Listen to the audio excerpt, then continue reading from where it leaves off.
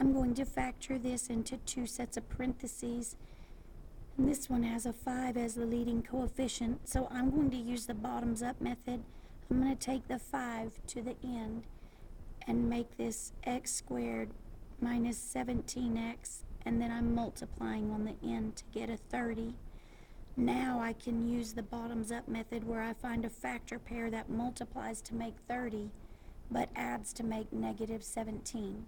So since they multiply to make a positive and add to make a negative, I can tell that my two numbers are both going to be negatives, because a negative times a negative will equal a positive 30, but a negative plus a negative can add up to a negative 17.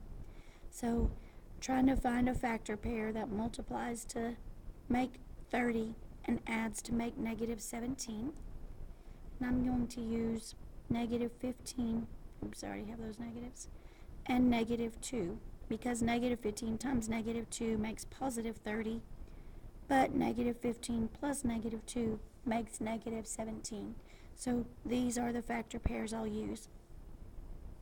So my x squared is x times x, and my 30 is going to be a negative 15 and a negative 2.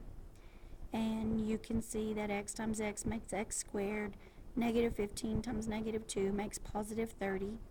Negative 15x plus negative 2x makes negative 17x. So normally I would be finished and this would be my final answer. But remember, we moved this 5 at the beginning.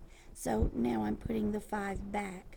I multiplied by 5, so to undo that, I'm dividing. And I need to check to see if these reduce, which 15 over 5 does reduce to 3. But 2 over 5 does not reduce. So if it doesn't reduce, that's when I move the bottom number up to the front and write it like this. So remember how originally this was our problem. You can see that x times 5x is 5x squared. Negative 3 times negative 2 is positive 6. Negative 15 and negative 2 add up to negative 17. So here's our final answer.